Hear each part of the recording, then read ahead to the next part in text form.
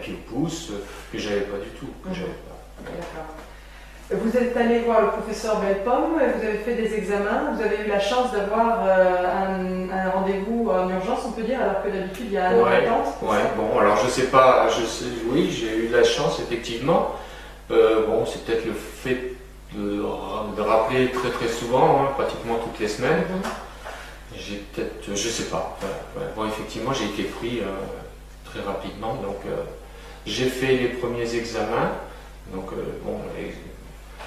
Donc, l'encéphaloscan et puis d'autres, le test américain en fait, qui prend, on calcule la circulation dans l'artère temporale de chaque côté. D'accord. C'est l'équivalent d'un encéphaloscan, enfin en sachant qu'apparemment l'encéphaloscan est beaucoup plus précis.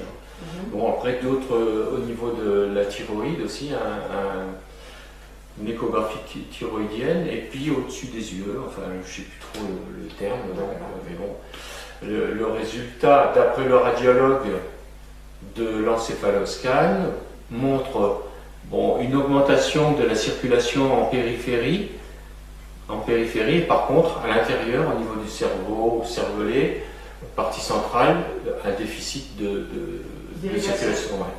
Et vraiment, il y a un endroit, c'est une catastrophe. Donc le radiologue m'a dit, dans 2-3 ans, si vous continuez, c'est minimum Alzheimer. S'il n'y a pas de traitement, c'est la catastrophe.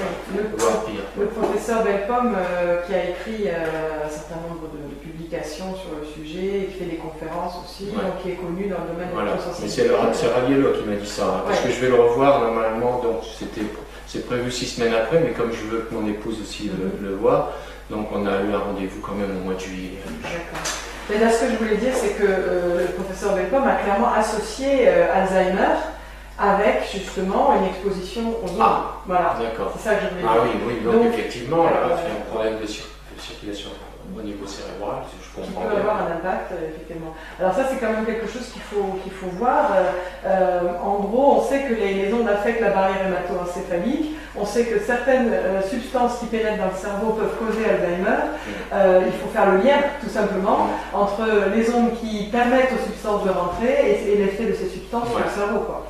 Voilà. Mais effectivement, ce que je vois, c'est que dans un contexte où il y a très très peu de médecins qui finalement sont au courant de ces problématiques-là, sont formés ou même y croient pour certains, vous avez aussi quand même de plus en plus d'appels internationaux de médecins ou de professeurs d'université, de chercheurs, etc., vis-à-vis des autorités de leur pays ou des autorités comme l'OMS. Il y a le docteur Martin Blanc, par exemple, qui, avec environ 200 scientifiques également, docteur Martin Blanc, donc de l'université de Columbia, donc aux États-Unis, qui a fait un appel à l'OMS, par rapport au fait que, en fait, il faut protéger de plus en plus les personnes parce que on va dire, les comités scientifiques n'écoutent pas les avertissements, les recherches qui montrent des effets importants sur la santé en général, sur les cancers, sur l'aspect neurologique des choses, l'aspect fertilité, développement, et tout ça, c'est des milliers d'études qui sont en fait pas prises en compte. Vous êtes peut-être au courant de l'affaire Repaccioli. Monsieur Repaccioli, en 1995, a proposé ses services à l'OMS après avoir lui-même défendu les opérateurs dans un certain nombre d'actions, on va dire, qui mêlaient des plaignants et des opérateurs. Donc c'est un Australien, M. Repaccioli, et il est resté 10 ans à l'OMS. Et il a chapeauté le programme CEL, le programme champ électromagnétique. Et c'est donc lui qui était responsable de la sélection des études et des experts qui allaient permettre à l'OMS de se positionner pour savoir si telle ou telle onde était classée comme potentiellement cancérogène ou pas cancérogène. Ouais. Voilà, il est parti en 2005 dans une odeur de soufre à la retraite, après qu'on ait prouvé qu'il percevait 150 000 $ par an de la part des opérateurs. D'accord, vous voyez un petit peu le genre. Et c'est sa lieutenante, Émilie Van Deventer, qui a pris le relais et qui donc elle aussi est tout à fait liée aux opérateurs et à une formation électrique. Voilà. Donc c'est sévèrement dénoncé, mais vous avez, ce que je veux dire, c'est que vous avez, pour un électrosensible, une difficulté à trouver des médecins localement qui soient ouverts et compétents dans ce domaine et qui vont prendre ça au sérieux, qui sauront quel test faire. D'où, évidemment, par exemple, là, les délais d'attente pour obtenir un rendez-vous avec le professeur Belcom à Paris. Mais vous avez également des chercheurs quand même éminents au niveau international qui tirent la sonnette d'alarme, mais qui ne sont pas entendus parce que les grandes instances sont encore loyautés par les opérateurs. Quoi. Voilà. Oui, tout à fait. Ouais. Donc il faut qu'il y ait une prise de conscience au niveau de l'ensemble de la population pour que chacun réduise son exposition déjà dans ce sur quoi il peut agir, mais également une pression au niveau à la fois des élus, au niveau des scientifiques et des médecins, etc., pour que ça soit pris en compte. Voilà, je pense que merci de ce témoignage qui peut aider à ouvrir les yeux de certains de nos contemporains, et la majorité j'espère. Il faut avoir l'esprit un peu ouvert, sachant que ça peut arriver à tout le monde. Vous en êtes l'exemple personnifié. Oui, ça peut basculer d'un seul coup, effectivement, ça c'est sûr. Vous n'êtes pas quelqu'un qui, dans son travail, a été exposé particulièrement, comme des personnes. Là, il vient juste d'avoir en Italie une personne, par exemple, qui a travaillé pour un opérateur télécom, et on a fait le lien pour la première fois avec un tribunal entre son cancer du cerveau et c'est quelques heures par jour d'exposition au téléphone portable. Et vous n'êtes pas dans ce cas-là, et pourtant votre vie a basculé, et celle de votre femme aussi. Tout à fait, non, mais deux personnes d'un seul coup, voilà, c'est pas possible, c'est pas possible.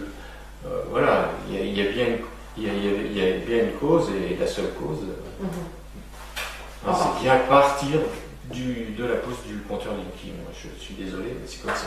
Ça a été l'élément de ça c'est sûr que...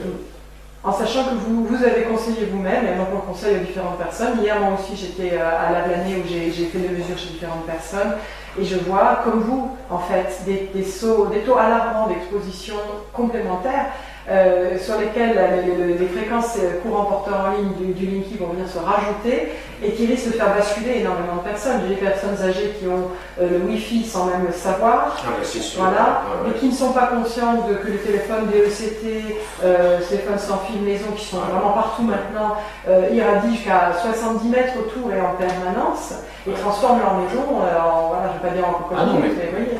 Quand on est confronté à ces problèmes, c'est là qu'on remarque bien tout ce qui est polluant. Voilà. Moi, même la télévision, elle était en Wi-Fi. Quoi.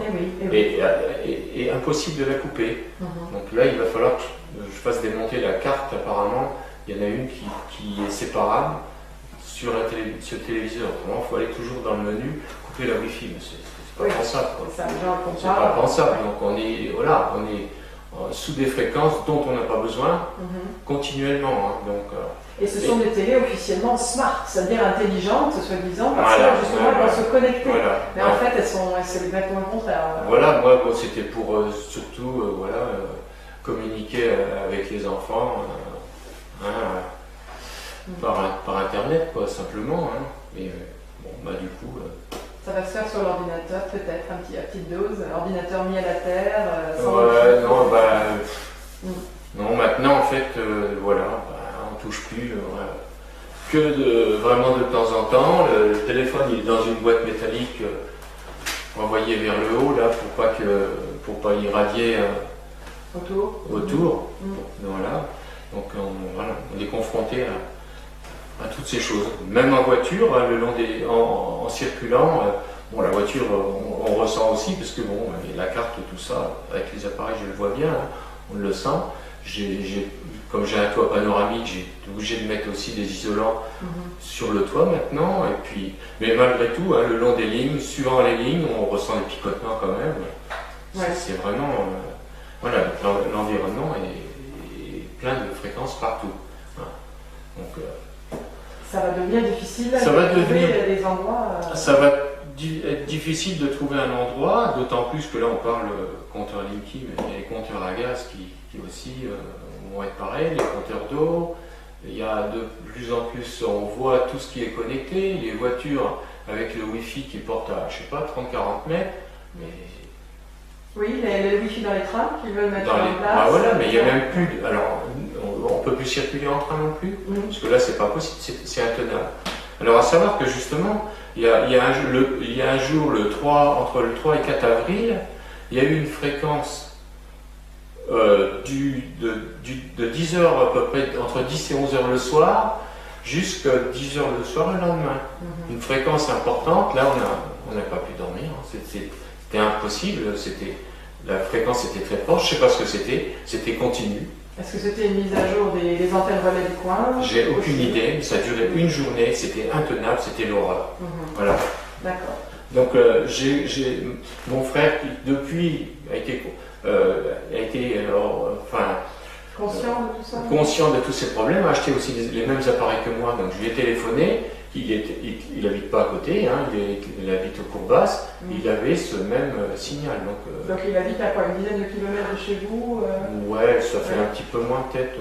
Il y avait le même signal, donc c'était pas local, un voisin qui aurait donc là, un signal comme ça, plus une superposition d'autres signaux, c'est sûr. En sachant que les zones blanches donc, sont toujours, on va dire, niées au niveau de leur installation à la fois par le gouvernement et par les opérateurs, qui se dépêchent au contraire quand il y a une zone blanche connue visiblement d'envoyer des fréquences dessus, et qui effectivement du coup plonge les personnes un peu justement à la recherche d'endroits pour vivre, dans le désarroi, et vous avez beaucoup de gens dans leur minivan qui sont un peu dans l'errance, on va dire.